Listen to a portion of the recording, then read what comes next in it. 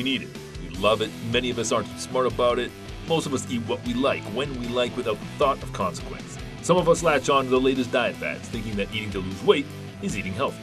Confusion abounds as to what exactly healthy eating looks like. Enter superfoods, a growing buzzword within the healthy eating lexicon. No, they won't grant you superpowers, but these nutrient-rich foods are considered to be especially beneficial for health and well-being. It's said that these foods can help you fight disease, feel more energetic, and even lose weight. Furthermore, it's claimed that some superfoods help promote mental health. Today, we explore the claims of superfoods, where to find them, and how to best introduce them into our lives. This will be fun. Hey, Calgary, I'm Kevin Chorney. Thanks for joining us. Tonight, I'm joined by Malcolm Saunders. He's the owner-operator of the Light Cellar. Malcolm, thanks a bunch for being here. Hey, right on. Thanks for having me. So tell me about yourself. Tell me about the Light Cellar. What's going on down there? Yeah, for sure. So Light Cellar is a little specialty superfood shop. Yeah. It's a place where people can find and learn how to craft their own food and medicine. Learn as well. Yeah, exactly. We have, it's multifaceted. We have a retail store. We have over 2,000 different unique products, all the way from bulk nuts and seeds to medicinal mushrooms to herbs from all around the world. Yeah. We have an elixir bar where we serve these amazing like herbal superfood drinks. Cool. We have a production kitchen where we make chocolate and sauerkraut, all these wonderful things from scratch. Ooh, nice. And then we have a learning kitchen, so folks can come and learn how to do all that themselves. Yeah. Wow, that's a lot going on down there. Oh yeah, it is for sure, and we keep adding more to what we do. But that's the mission. Is we really want to offer a place where people can find and then learn how to craft. Learn is huge. Take away some knowledge, eh? Yeah. So, what was your motivation then to get into health? It's superfoods? actually no, for sure. It's all Light Cellar's been born out of my journey and exploration through the world of food and nutrition, and I got into food and nutrition like many people when things aren't going so well. And I was 16 at the time. Okay. Time of your life when you're supposed to have all your youth and all your energy. Yeah. Yeah, and I could just barely make it through a day. Really tired? Yeah, really tired. But you know, the other side of the story there was actually self-inflicted. And what I mean by that was, at 16, I came home. It was a Tuesday afternoon, and unlike any other. Yeah. And Mom was in the kitchen preparing dinner, and I said, "Mom, I'm gonna become a vegetarian." She says, "Wow, you're still gonna eat this dinner, aren't you?" Cooking the roast or something, yeah, sure. That's right. But anyways, that was it was born out of this inspiration of kind of like, environmentalism, save the planet. Okay. And at that time I thought, well, if I just become a vegetarian, you hear these kinds of things that it'll help. So that's, and it sort of snowballed from there, I guess. Yeah, well, I literally went from meat and potatoes to just potatoes, and it did not go so well. So yeah, it's a heck of a transition, right? It is, right? Yeah. And I had no kind of formal education. I mean, as you know, right? We were raised with the Canada Food Guide as kind of our only. You got your grains, dairy, proteins, and fruits and vegetables, I guess. Right, there you go. Still got it. Yeah. And that became, kind of that stepping off point for me to learn how to nourish myself well and feel good. And I mean, long story short, like it took me about 12 years to realize I'm not meant to be a vegetarian. Okay. But through that journey, I learned so much about food and nutrition. I imagine. Yeah. Excellent. And now you're sharing that knowledge with those who come down to the Light Cellar. Cool. That's a cool story. So this buzzword, superfood. Yeah. It's kicked around an awful lot. From your perspective, what qualities propel a food to superfood status? Yeah, okay, absolutely. It's got to have unique, extraordinary properties. Okay. Right? So that's one of the qualities. So if we take something like the goji berry, right? The goji berry? Yeah. That's a new one for me. Okay. New one for you? Okay, so this is one of the top foods in Chinese herbal medicine. Okay. So it's not only a food, but it has a herb-like strength, herb-like properties.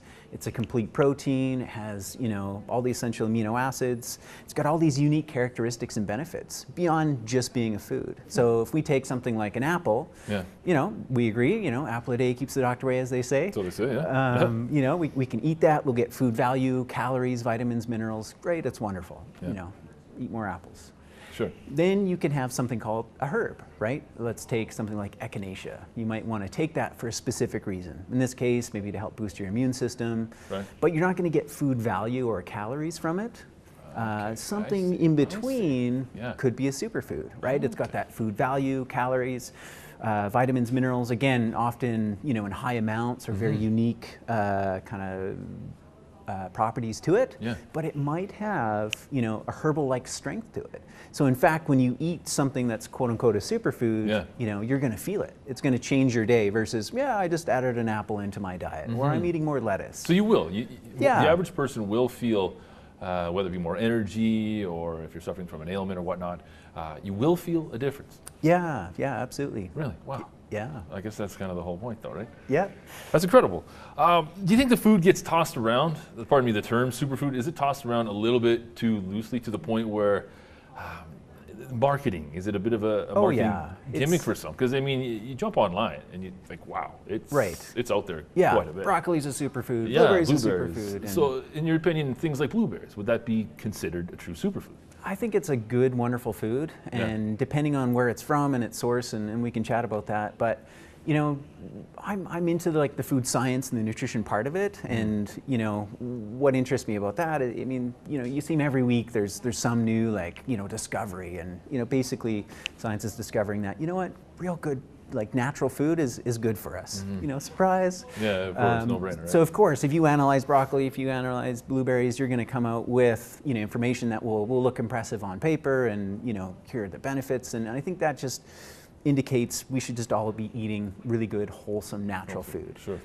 Now that being said, there are certain foods that do have, you know, more unique properties, more kind of benefits than your average food, and those I would call a superfood. But you're absolutely right, the term gets thrown around a lot and used for marketing.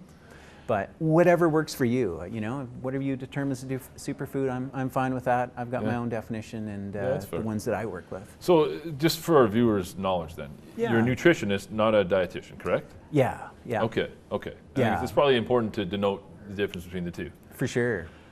Yeah, which is funny that in this day and age, we've come to this point where, you know, one needs a degree to figure out what to eat. You know, and it's just like one needs a degree to have this job. You could really take that conversation in a lot of different ways, and you know, I tend to agree to a certain degree. Yeah, I think that there's a whole lot of emphasis on the educational properties. I don't think enough credit is given to, well, you know, I mean, people that have lived through the trials, the tribulations, you know, like a story like yourself. Right. I don't know, it just kind of makes me scratch my head a bit. But you're obviously a proud nutritionist, and you're doing pretty well with that, I would say. Yeah, I mean, actually, I don't call myself a nutritionist. I've got that formal as well as, you know, years of personal study and training, because I feel it does put that barrier between myself and someone else, like, oh, I know and you don't. Yeah, that's and cool. I really that's a cool attitude. You know, sure.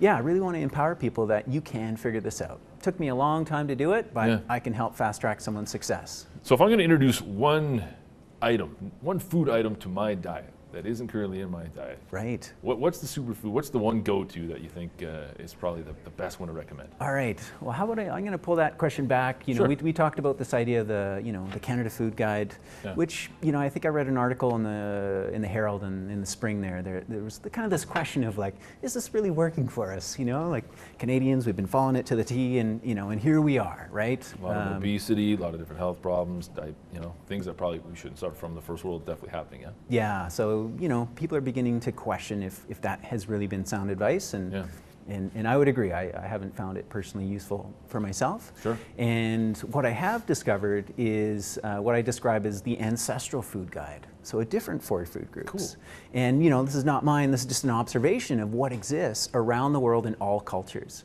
So there's 4 food groups that humans throughout time, throughout the world have been consuming. So plants, you know, pretty obvious one, fruits, vegetables, nuts, seeds, grains, etc.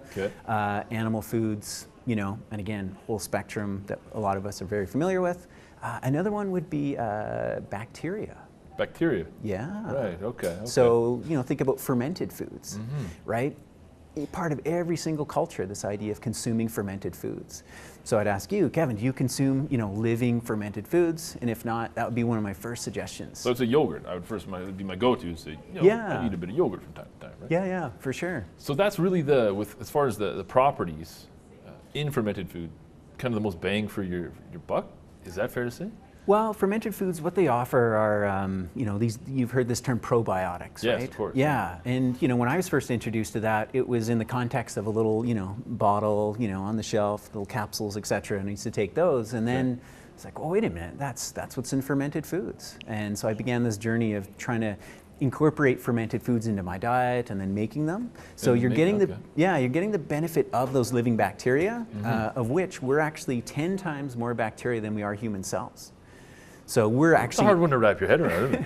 Yeah, wow. we are an ecosystem. We live symbiotically with all these other bacteria.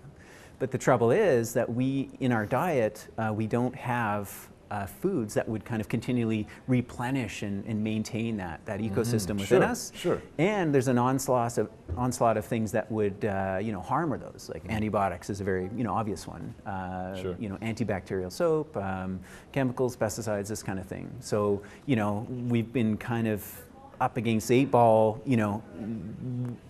Not having enough bacteria, not replenishing it on a daily basis. Kind of done a really good job of getting rid of a lot of that bacteria, it sounds like. Yeah. Throughout generations. Okay, so my go-to is yogurt. I mean, what would be another easily obtainable, I guess, fermented food? Yeah, for sure. So beer. No. Oh, well, no problem there.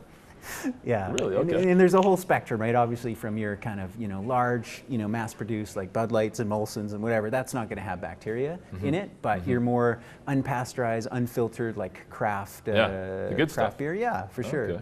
Beyond that, things like pickles, if they've been what we call lacto-fermented. So lacto-fermented. Yeah, you can get, obviously there's lots of pickles out there. Sure. Most of it's done vinegar pickling. Whereas if you ferment it, it ends up pickling itself through the action of the bacteria. Yeah. Easy. Sauerkraut is another one. Okay. What we don't realize is a lot of the foods, that are within our culture, the version of yesteryear was actually a fermented food.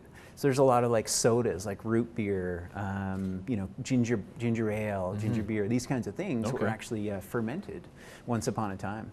Interesting. Yeah. Chia seed. I want to talk a bit about chia seed. Chia. Is it chia part? It is chia, I just embarrassed myself. I assumed it was like the tea. You remember like chia pet? Yeah, chia pets. Yeah. So it's the little roots then. I got it. The little. So it's a little seed, and of course the old chia pets sprout is the word I'm looking for. It's a little sprout. Okay. Yeah, exactly. So this is huge within the superfood lexicon. Yeah. What are the benefits from chia seed? Okay, so chia, it's a complete protein for one, and it's very digestible and absorbable. Okay. The other thing too is it's got omega-3 fats, which is known to be anti-inflammatory. Okay. So a lot of our societies we've got an imbalance of like too high of omega-3 and too high of omega-6 and too low of omega-3. Okay. Omega-6 can be inflammatory. Omega-3 is the real one, like the DHA. That's the one that everyone's EPA. always hammering home. You need more omega-3s. Right? Yeah, exactly. And so chia provides that. It's also got, if you soak it in water, it's what we call hydrophilic. So you can actually soak 1 tablespoon or a cup, whatever volume you want. Yeah. So you take 1 part chia and you can actually add up to 9 times water. 9 times. And it'll absorb all of that. My. So you take that, you soak it in water, Yeah. and then you've got this really like soft, digestible fiber. Of course, actually. that makes a lot of sense. Yeah, so it's really great for the digestive system. We've got a lot of kind of inflammatory, like digestive and bowel issues going on in our culture and society, and it's a really great one for that too. Excellent. Yeah. This is very good to know. So where are the bona fide health foods coming from? I mean, where at the Light Cellar, for example, where are you guys sourcing your foods from? We source foods from all around the world. Is that right? And yeah. Wow. Okay. Yeah, no, for sure. And what we focus on are foods. I mean, again, another maybe indication of what would constitute a real true superfood is, what has been used and consumed and revered within cultures for a long period of time. Sure, that seems like the great go-to. It's pretty obvious, Makes right? a lot of sense, yeah. Yeah, but what happens is let's take soy, for instance. There's a kind of a big soy craze, has been for a while. Yeah. We looked at the Japanese culture like, oh, look at them, low cardiovascular disease, all these kind of, no I think obesity. Japanese live to be, they got the longest life expectancy on Earth, I believe. Yeah, so we look at them and they say, wow, they consume soy. And so what did we do in the West? We start having soy for breakfast, lunch, dinner, snacks in between, all these different forms. We took it out of context. Yeah. If you look at the culture, they consumed small amounts, always fermented. So another benefit of fermented food is it helps pre-digest it. So you actually absorb a lot more of that food that you're consuming. Interesting. Yeah. So we kind of run with it in North American society. We do. We do a little bit, hey? Yeah, it's not, It's not that cut and dry. No. No, clearly not. So culture is a really great what I call lens to look at a food by. That makes perfect sense. Yeah, I mean, it's pretty obvious, but unfortunately, we've become so disconnected from our food and how to feed ourselves, and we haven't been given the proper training. So talk a little bit more about that in a few moments here. Folks, we're going to jump to a break. Stay with us. We'll be right back.